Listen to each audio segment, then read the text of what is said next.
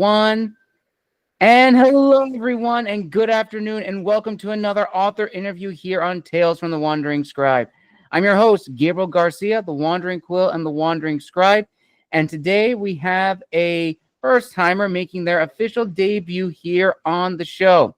My guest today served 20 years as an Army infantry officer, and after retiring from the Army, he worked at Washington, D.C.'s think tank, where he authored over 100 published articles and a book on the U.S. national security. And after 9/11, he returned to government service as an intelligence analyst in the Pentagon. And over his varied career, he has studied dozens of wars and insurgencies and came to realize that America's Revolutionary War had all the classic elements of Civil War. And in this interview, we're going to be talking about my guest's book, which is so good. I'm so excited to talk about it. It is called Sowing Dragon Teeth, a novel of battles of Lexington and Concord. So without further ado, let's give a huge round of applause to today's guest, author Dana Dillon. Dana, welcome to the show. Yeah, thank you for the introduction. Very nice. Awesome. So before we dive deep into your book, Dana, is there anything further you would like to add about your background? Only that you always write about what you know, and I point out in there, not that I was in the Army, but I was in the infantry, which most of the military back in those days, that almost all of them, 85-90% were in the infantry. And you get a feeling for, when you're reading the historical set, I can reflect back on the things I did. Of course, infantry nowadays is way different. In fact, actually, infantry nowadays is way different than when I was in the infantry. But nonetheless, the tactics change, the weapons change, but the nature of war doesn't change. Fascinating. And as a little teaser for those who are now just learning about your book, what can you tell us about this story that you created that's set during the early years of the American Revolution? Right. Well, it started at the very beginning. The Battle of Lexington and Concord, of course, is the first battle of the Revolutionary War. And it was striking to me I've had several visits to Boston for a variety of reasons. I've walked the trail, the Freedom Trail. I've been out to the Patriot Park and walked on the battle road there. And what's striking to me is that we the colonists, the Anglo-Saxons that were there, did not see themselves as Americans. They saw themselves as British, as English specifically, English and loyal subjects of His Majesty. And it was just the policies of the Parliament that they were protesting. At the beginning of the war, at least for the first full year of the war, they were not seriously considering independence, or there was only a small minority were seriously considering independence. And I think that was one of the biggest things that struck me, especially as I'm not really a political conservative, but I am a social conservative in the sense that I like things that I'm used to. And I served in an army, and as I'll go talk about the character later on, the characters in there, but one of them had served, was an American that had served in the British Army, and his inner struggle to cope with the fact that he was fighting against the government he was going to fight against, the government that he had been fighting for. So it's actually a fascinating research to try to understand what the people were going through at that time. Absolutely. And you hit the nail on the head when we talk about, really looking at the American Revolution. And just as you said, Dana, that, in the early years, the colonists didn't view themselves as Americans. They were still British subjects. And even those in Great Britain still viewed the colonists as their fellow brothers and sisters. So it felt weird for them. Like, why are we fighting, our brothers and sisters in the colonies? Like, what's going on? So I'm really, really enjoying your book, Dana, and I absolutely love. And honestly, it's such a nice cleanser, because I've been reading a lot of fantasy and historical fiction set in the classical antiquities era, which is my focus. But I love reading anything about the American Revolution, and it's such a great book. And it clearly shows that you did a lot of research into not just the world of the colonies during this time, but also the people. They feel like they belong, and I'm so excited to see how this story ends. Even though I kind of already know history-wise what's going to happen, I Right. want to see how the characters that you've created, what their personal stories are going to be like towards the end. Which, speaking of which, how did this passion for writing come about? I know in your bio that you've written quite a few articles, 100 articles, but how did that passion for like writing a book come about? For writing a book specifically, I don't know. There was one of those things, like I guess many authors, I've kind of always wanted to do it. As I understand this, 85% of people wish they could write a book, but it's putting all the effort and time and personal discipline into doing the work that people struggle with. And in fact, actually, a lot of people are more and more people doing now. I suppose the advent of computers, that people have more of an opportunity, and there's a lot more books out there. I don't know how many millions of books are out there, but I suppose every day more millions are being added. But yeah, I've always wanted to do it, and I finally got to a point where I said, well, if I'm going to do it or not, I got to do it now. So I just started writing. Nice. And going more in depth, what would you consider your definitive aha moment where you made a decision, okay, I'm now going to write a book, but more specifically, I'm going to write about this story or this particular book that I've been passionate about for a long time? I was in, there's two moments actually. One in Boston. I was in Boston on the North Bridge where the famous shot heard around the world was fired. Yep. And I was standing there and I was reading the historical markers and stuff like that. And as a soldier, I was looking at this battle is a lot more interesting than I thought.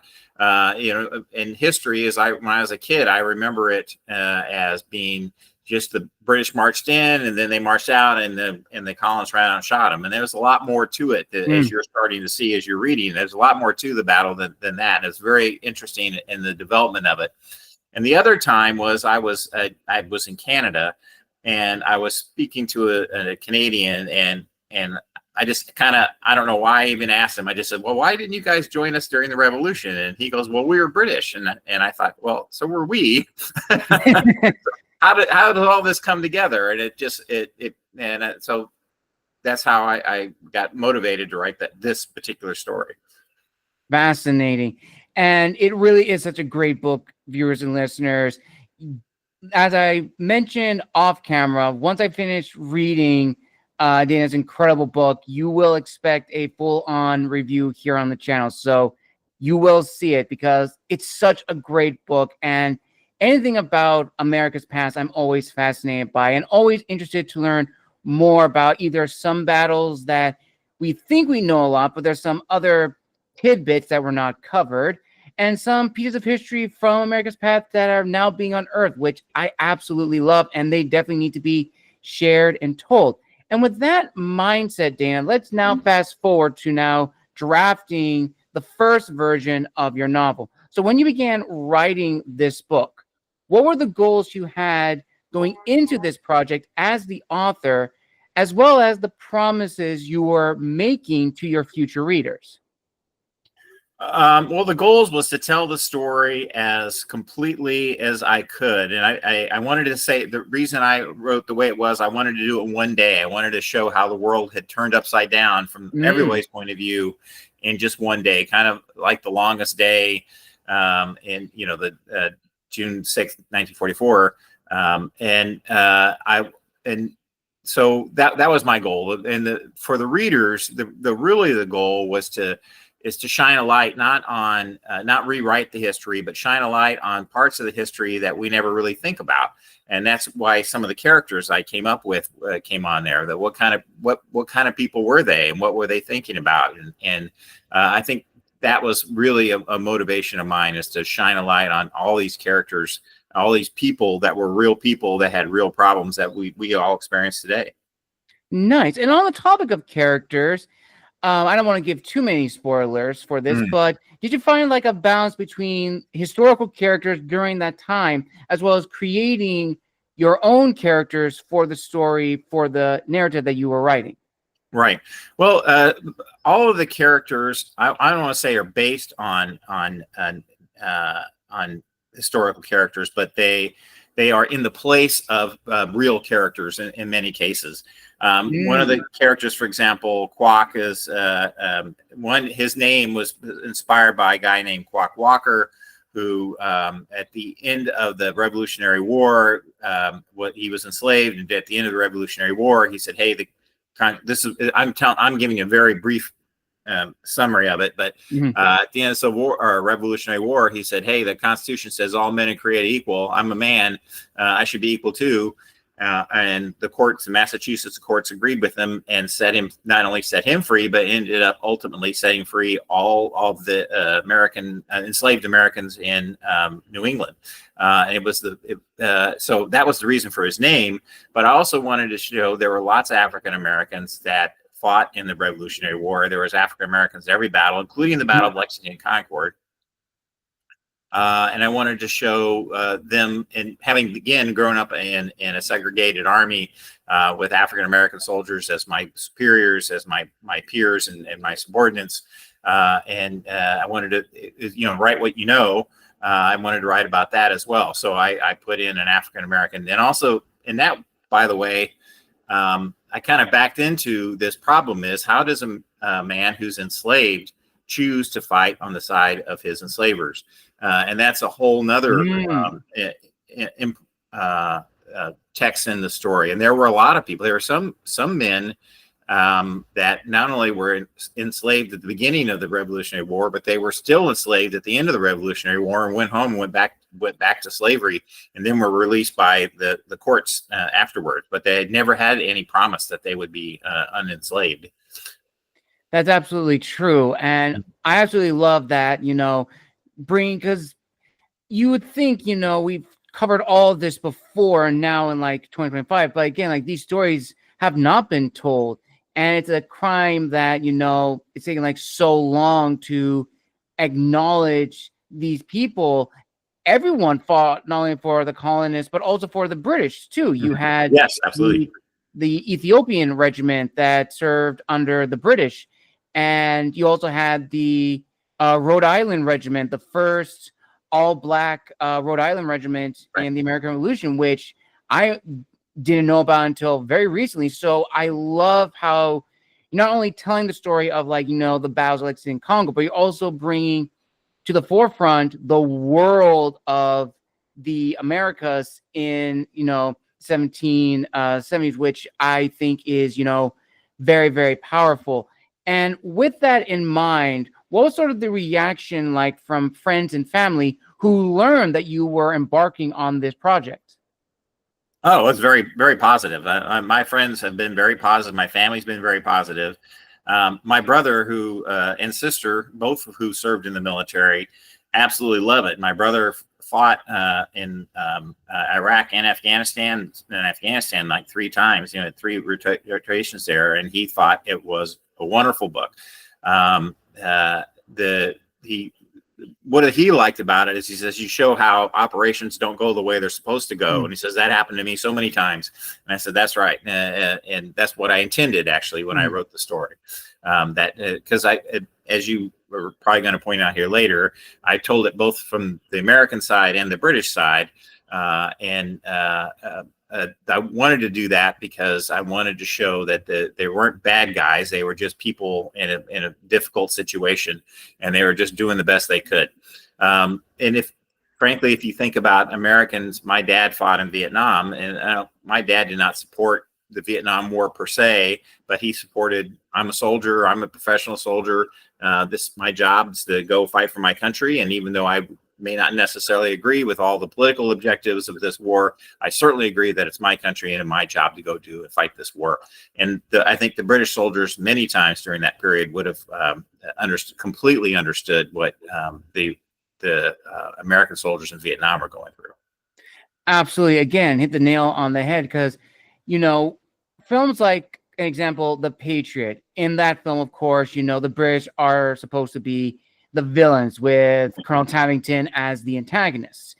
That is clear from the get-go. But as you said, Dan, there are, just regular individuals on both sides who fought for the causes that they believed in. They didn't view the colonists or the British as, the enemy or the villains. They just realized that their duties compelled them to fight and to uphold what they felt That's was correct. the moral thing to do.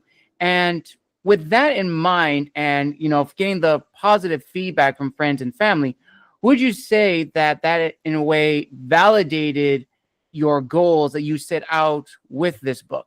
Oh, absolutely, absolutely. Everyone has read it, has been very positive feedback, and yes, it's validated all my goals. I feel like I really accomplished what I set out to do. Now I just hope more people will read it. Definitely. And that kind of leads into probably one of few reflective questions, which I would love to hear your thoughts on, Dana, which is, as authors, especially if we're writing our first books, we imprint a little bit of ourselves into our works, because writing a book is not easy. It's not a get rich quick money scheme. It's it's hours and more hours. Like selling Girl Scout cookies. Yeah, it's hours and hours of sleepless nights, editing, revising, and again, in the digital age, social media and the internet is a double-edged sword for authors, because on one side, we're able to make connections with fellow authors and fellow readers who enjoy these types of stories.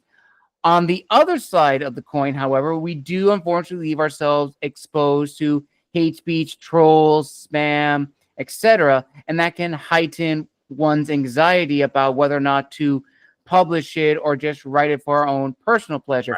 And that, of course, leads to imposter syndrome in the back of one's mind, which is also going to be there always. So, Dana, when you were writing this book, did you have those moments of heightened anxiety or imposter syndrome? And if so, if not, what disciplined you to continue writing this book, because you know that this is a book that needs to be shared with everyone? I don't know about imposter syndrome. I mean, as you noted, I published articles before, and I'm familiar with it. Some people just don't agree with your point of view, and that's, you just get used to that. And I've been around long enough to know that people don't always agree with everything I say, and that's their right. I don't agree with what everybody else says. But all of my characters during the writing of the book took several years. All of my characters evolved, and I was in part because I wanted to, I wanted to put a person into the character. I didn't want just a two-dimensional character. I wanted a person in the character, and like you say, it's part of yourself. Every one of those characters is part me. Actually, I probably identify more with Jason Green and Llewellyn Caradoc than I do with the other two characters, but nonetheless, I am definitely in all of those characters and their struggles. So yes, there is some exposure, but and some things I think I was afraid people might disagree with, but I'm comfortable with that kind of criticism. Absolutely. And you're absolutely right too, that, as authors, no one's going to like our books, and that's completely fine. We're going to have an audience, a dedicated following of people who will enjoy our stories. And that we will touch on when we get to the business portion of being an author. But before we get to that, there was a question I did want to ask you, Dana. This is more of a personal question, which may have a little bit of opinions tied to it. And for context for this question, I'll give some not ground rules, but the reasoning behind this question. So a previous guest of mine I had on the show, Jasmine Young, a fellow author, she noted on her social media that we are now in a golden age of authors.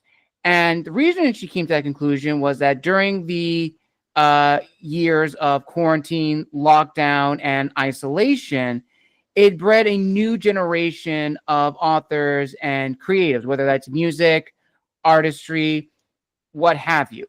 And I've been asking people this question because I myself was part of that generation of people, because I wrote my first book during lockdown and quarantine. But as I've been asking people this question, I've been getting a lot of not conflicting answers, but differing opinions. Some agree that we are in a new age of authors, a golden age per se. Some argue that we are not in a golden age. And others go even further, saying that while yes, there are a lot more books out there in the world than there were before the isolation and lockdown, there's no creative drive behind it. There's no passion behind it. It's just, you just wrote something just to get it out there, but that's it. For you, Dana, in your opinion, after writing this book, do you feel that we are in a new generation or a new age of authors, a golden age per se? Yes, I think so. In some ways, certainly, if you go back and look at many of the classic books, and they were driven by a passion without a doubt. But if you read them, especially after you have written your own novel, you can see you can see gaps in the books. Yes. And even though they're classics, and you say, "Wow, if I'd have written that, there's this gap." Not that I would have written it differently, but you missed a stage, or there's too much talk here, and or not enough talk here. And so I think that the reason I think it's a golden age is because there's so many ways to get someone to help you write your novel and fill in those gaps. And that would help with me. I know writing it, one of the things I did during the editing and re-edit, you're familiar with this, the editing and re-editing over and over and over again, is I would submit the books to contests, contests where I would get feedback. Because it's no good if you don't get feedback, because if you don't win, you don't know why.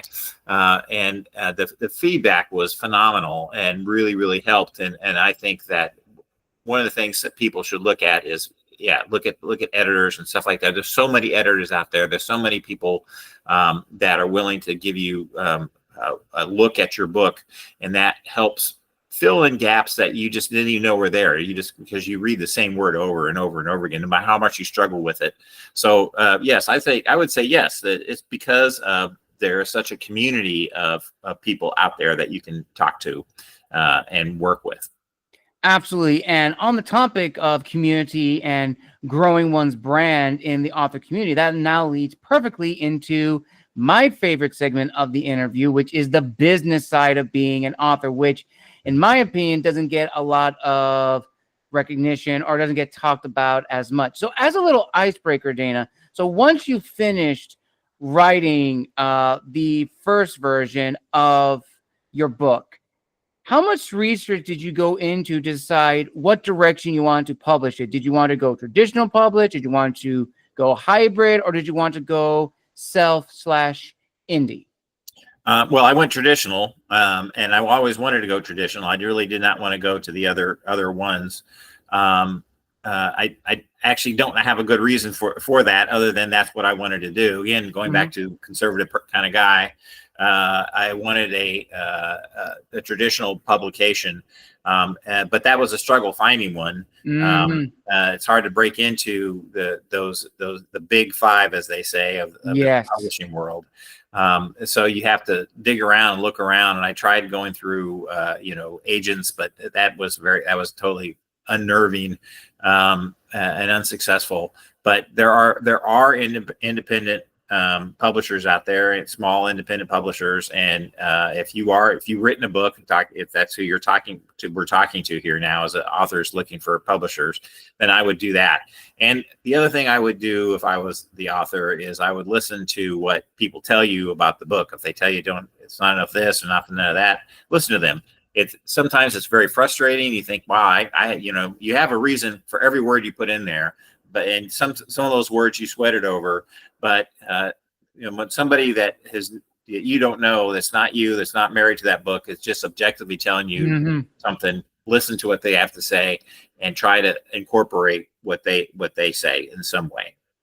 Absolutely. And again, you hit the nail on the head, Dana, when talking about, the struggles of going traditional publishing, because, a lot of authors that I've had on the show, they have talked about the hurdles, the struggles of curing, trying to get into, as you said, the big five that are in, New York, Macmillan Publishing, HarperCollins, Penguin Random House, Tor, Ford, all these others. And these are titans of the publishing industry. Right. And they have to maintain their business, which I understand.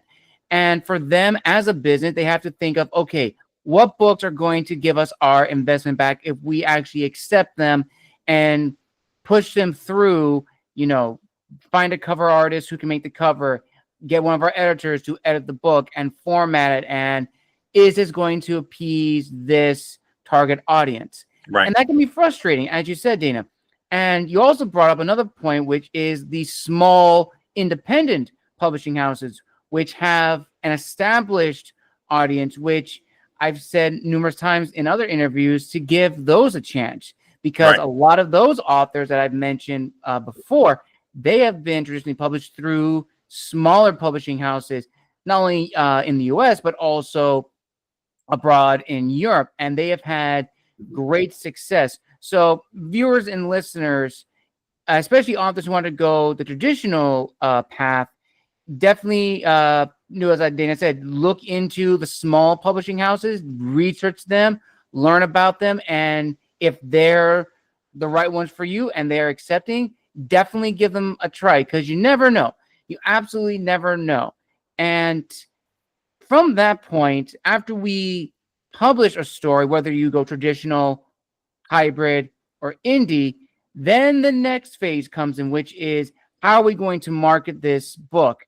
And that, of course, comes down to understanding one's audience, which I would love to hear your thoughts on, Dana. So when you finished writing your book and after it got edited and it got to the publishing phase, did you have a good idea of who your audience was at the time?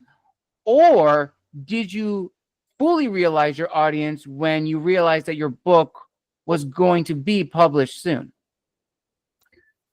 Yes, I did. I know, having been in the Army and been associated with the military for so long, I know that almost every Army person that spent any time in the military is a historical buff. They look back on their historical predecessors, and you can sit in a room and talk about a certain battle, and everybody in the room knows what you're talking about, and understands it. And some people may know more or less than you know, but they do know what you're talking about, and that's a good reference for them. So I figured military people would be one of the top audience. And then, of course, since it's a history book, I thought historians would also be. So I use social media to try to generate more historians and more military into my social media world, so that I could advertise among them. Now, I don't know how successful that strategy is going to be. It's still be to play out, but that's what I aimed for. Absolutely. And that's probably one of the many struggles of this part of the publishing world, which is, understanding one's audience, trying to market to that audience, because some people I've talked to on the show said, oh, write for yourself first and then find out who your audience is. Some are the opposite. Some write for an audience in mind and include themselves in said audience and market to them. So in your opinion, Dana, when should an author take into account their audience? During the drafting phase or during the marketing phase? Well, certainly during the marketing phase. I mean, without a doubt. And I guess it's really hard to write a book, and if you don't have a passion for the story, then you can't you can't follow through. You'll struggle with it. So you need to have you got to write it for yourself first. I agree with that, because you've got to have the passion in order to work that hard, work in your free time, make your spouse unhappy a few times while you're working late or getting up early or whatever it is.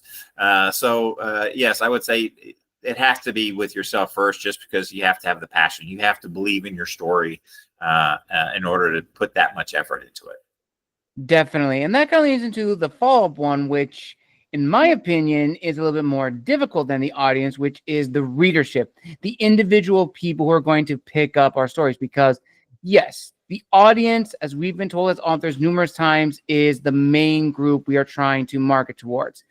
But even in the audience, you have to understand who are the individual people who are going to pick up our books.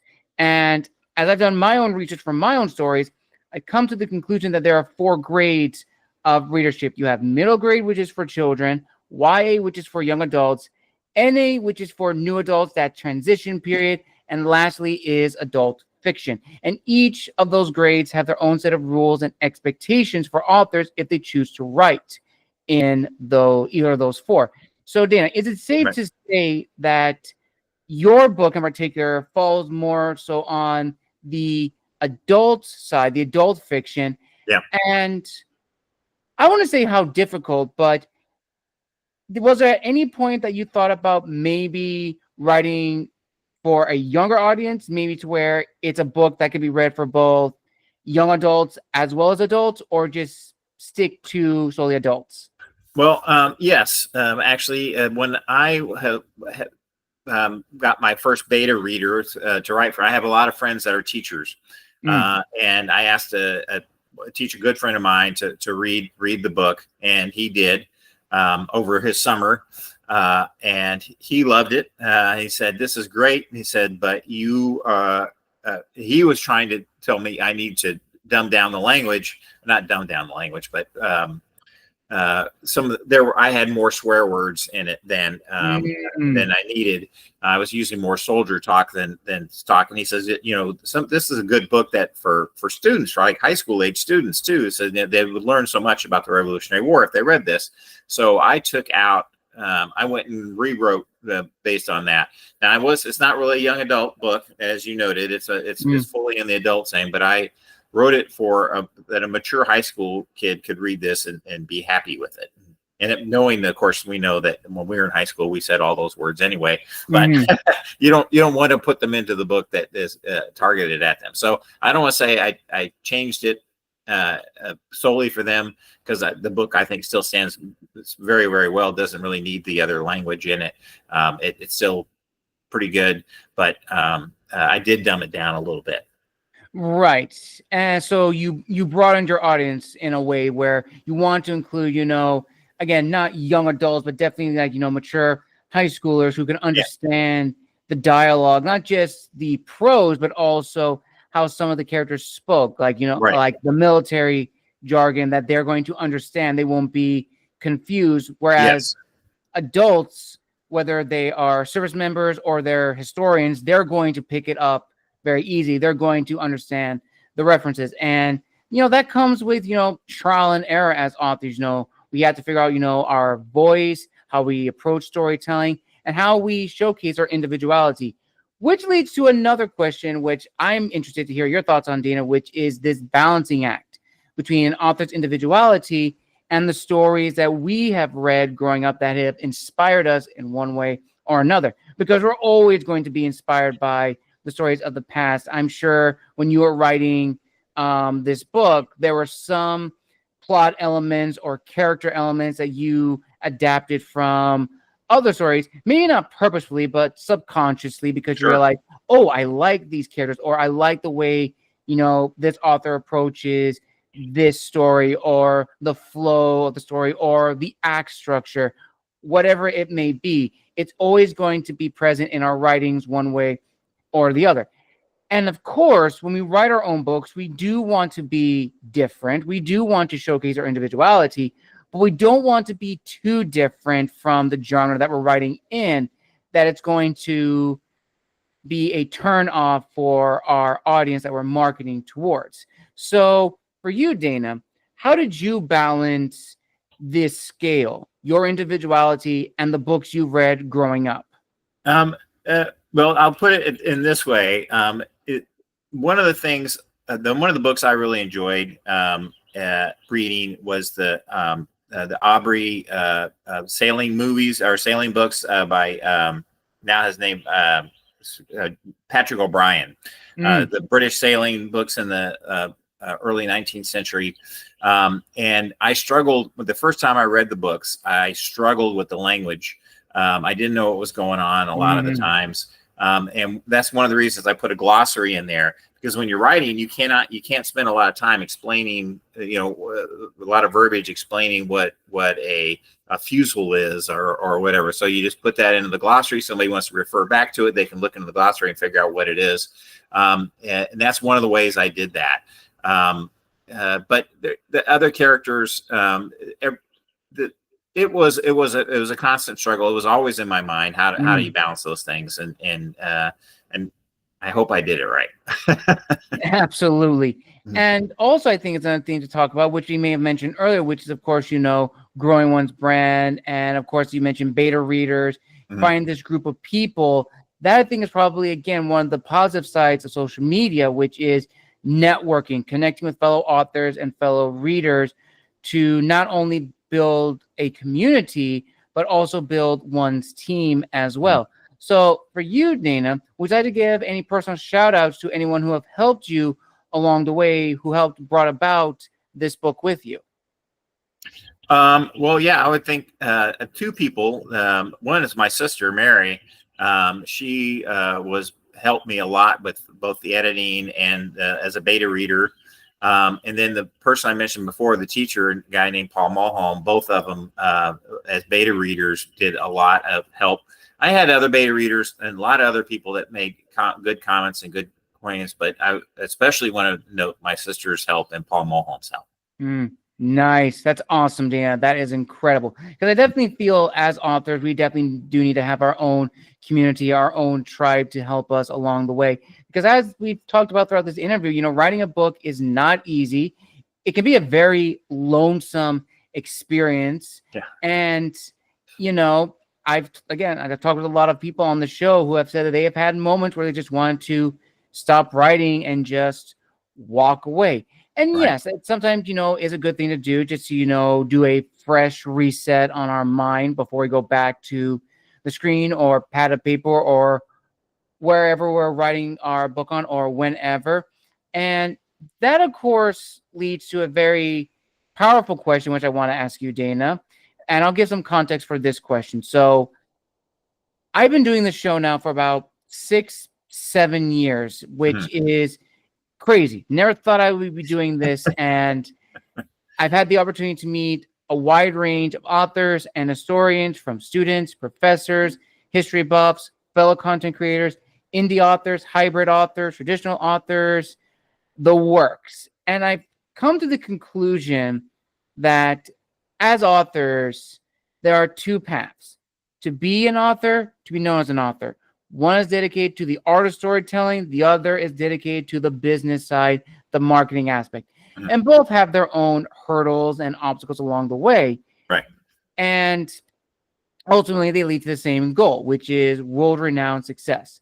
But as we mentioned in this interview, your goals have to be realistic if you're going into the publishing world. It's not a get-rich-quick money scheme. And the one hard truth that is difficult to swallow is that there is no guarantee your book is going to be a financial success or literary success. Right. It's very, very rare. There are exceptions to the rule, of course. Absolutely. There are many authors whose first works did launch their careers. All the power to them. But generally speaking, the average author is not going to have that success. It's a grind. It is a long, tedious grind. And if your goals are unrealistic, you're going to burn out. Yep. And I've had a lot of authors who have told me that their friends who have gone into this industry for the wrong reasons burned out within 3 weeks. And it's sad to hear that, but it's important to note that this is an industry to grow. It's not an industry to just get rich very quick. Although, let's be honest, if that was the case, I think everybody would be quitting their jobs and just writing till their heart's content. Right. But unfortunately, that isn't the case. So my question to you is this, Dana. With everything you have learned on your journey as an author, how would you help a fellow author understand that, yeah, there is no guarantee your first book is going to be a success, but that shouldn't stop you from honing your craft as a writer? I would say this is lots of people have lots of hobbies that are odd and strange and don't make you rich. In fact, you can spend a lot of money and don't get. I knew a guy that loved trains, and he would go out and visit trains all the time, and he had records and train sounds, and he didn't make any money on it, but it's something he loved. He loved spending his time with, and I guess that would be. And there's other that's just one example. There's reenactors is another one. People that go on out. We just saw with the recently with the Battle of Lexington Concord, all those guys aren't being paid. All those reenactors aren't being paid. They just have a passion for it. In fact, they spend a lot of money for those costumes and the weapons and the training and the time they have to take away to do it.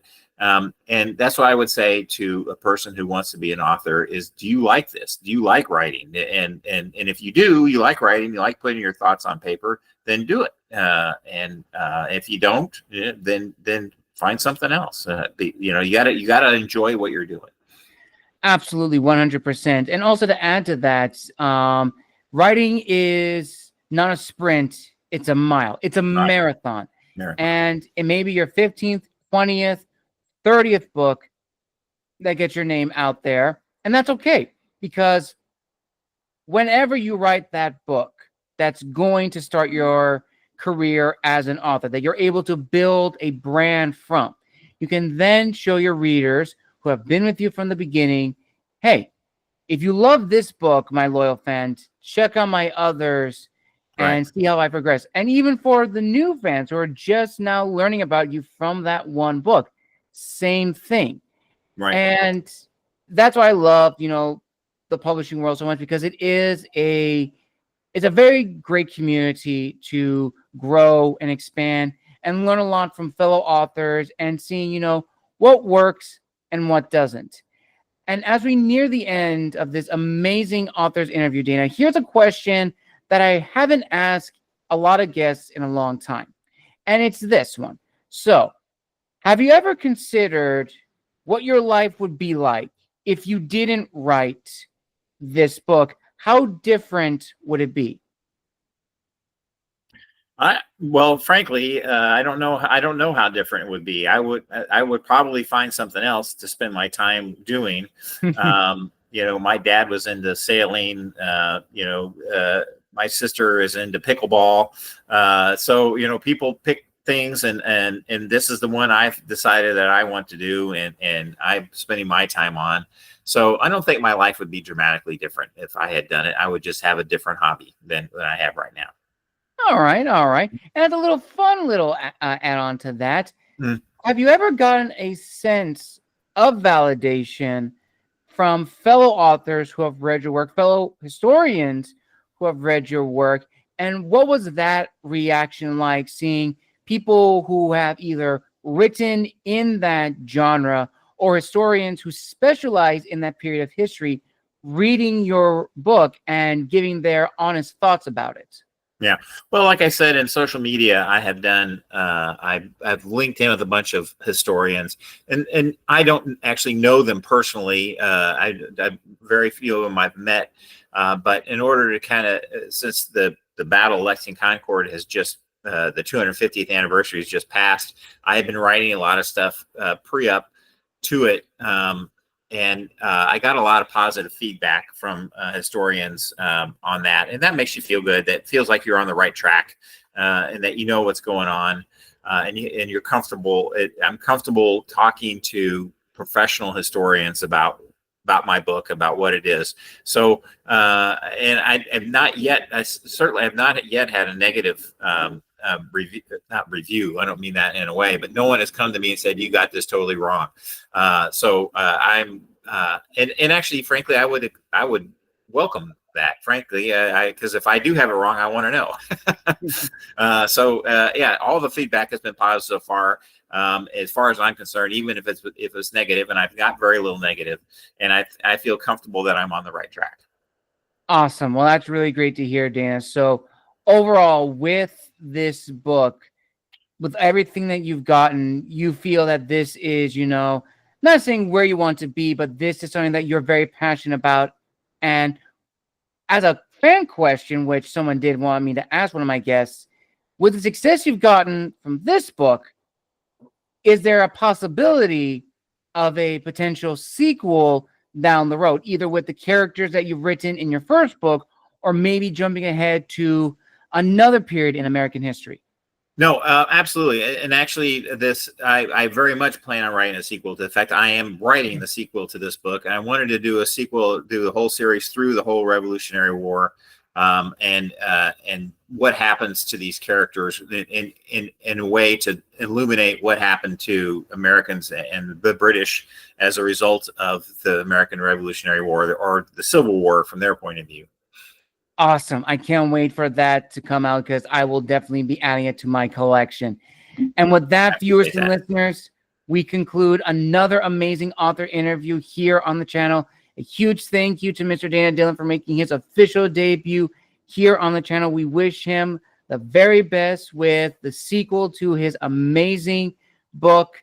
And Dana, where can people find you on social media if they want to reach out and connect? And where can people buy a copy of your book?